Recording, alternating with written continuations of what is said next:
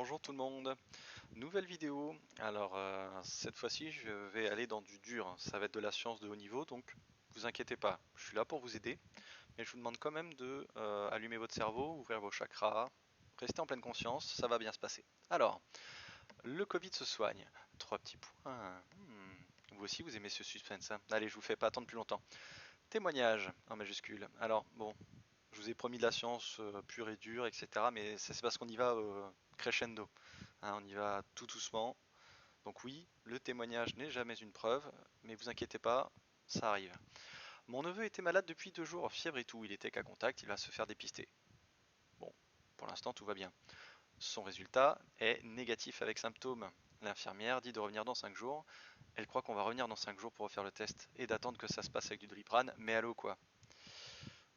Bon, visiblement la personne n'a pas envie de suivre les conseils d'un personnel de santé.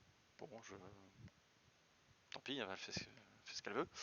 Tout de suite, sa maman l'a emmené chez le médecin traitant qui lui a prescrit des antibiotiques. Ah, alors les antibiotiques c'est efficace que contre des bactéries. Du coup, ce serait une toux d'origine bactérienne et du sirop pour la toux. Bon. Sa maman lui a fait de l'inhalation au niaouli, lavage de nez avec du sérum physiologique, physiodose. Bon, au bout de 4 jours de traitement, il allait bien. On remercie leur médecin traitant qui s'est bien occupé du petit. Mon neveu va bien, il a repris la route du collège. Bon, bah voilà une histoire qui est rassurante, qui se finit bien. Ah mais attendez, on avait dit le Covid se soigne. À quel moment c'est écrit que c'est du Covid? Parce qu'on est d'accord, le résultat négatif avec symptômes, ça veut dire que si vous avez une maladie qui serait bactérienne par exemple, puisqu'on a eu des antibiotiques, donc une maladie où il y a de la fièvre et de la toux, on est d'accord, ça existe en dehors du Covid. Donc c'est pas forcément le Covid là. Alors attendez, on va aller sur ce profil là, on aura peut-être plus d'informations.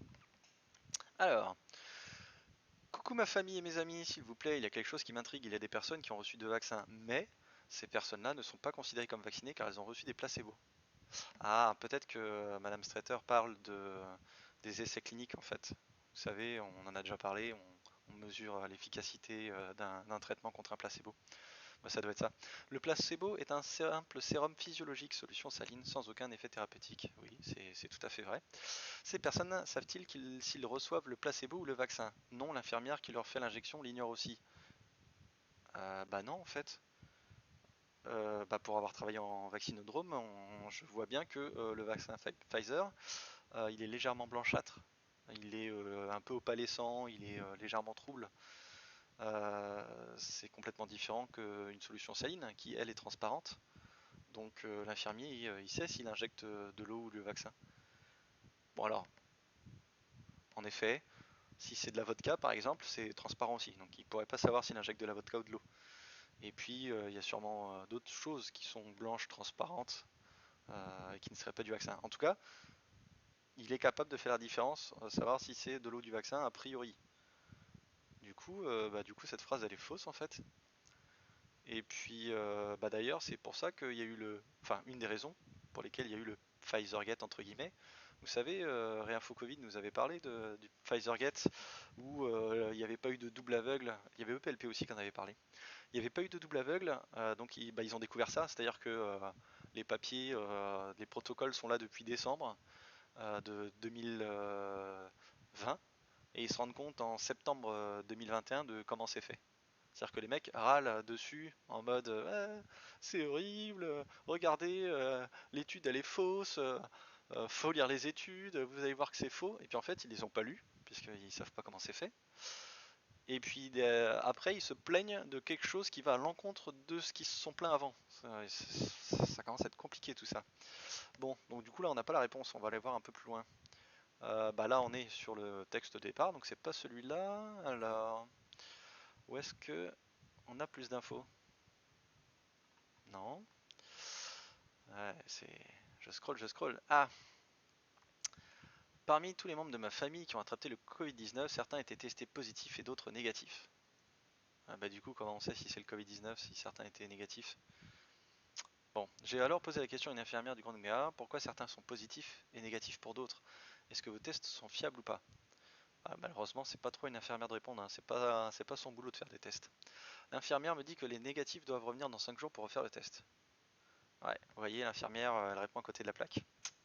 Je pense qu'elle a planté. Faut la reboot. Je lui demande pourquoi dans 5 jours, car c'est maintenant que les symptômes sont forts, parce qu'ils font de la fièvre et que la toux et de la toux, pardon, et que dans 5 jours, ils n'auront plus de symptômes car ils ont pris leur traitement.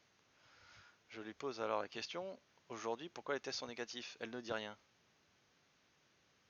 Alors, après, je lui ai dit que les tests ne sont pas fiables, n'est-ce pas? Elle ne m'a pas répondu. Bon, bah et c'est tout. Il n'y a pas une conclusion, il n'y a pas de... La Bible détient... Ah, ok. Bon, c'est pas très Covid tout ça. Et c'est tout. Ok. Bon, bah, je vous avais promis de la science du dur, de la réinformation. Bah, j'espère que vous êtes content. J'espère que vous saurez apprécier à sa juste valeur cette source absolument indispensable de Réinfo Covid. Réinfo Covid donc qui partage en pleine conscience les symptômes de cette personne qui, à part donner des phrases à propos de la Bible ou des phrases peu utiles comme je demande à l'infirmière une question, elle me répond pas. Voilà, bah, écoutez, je suis bien gêné, je sais pas quoi vous dire. Euh, Ce que je vais faire, c'est que je vais aller vomir, je vais vous laisser, et puis je reviens peut-être plus tard, hein.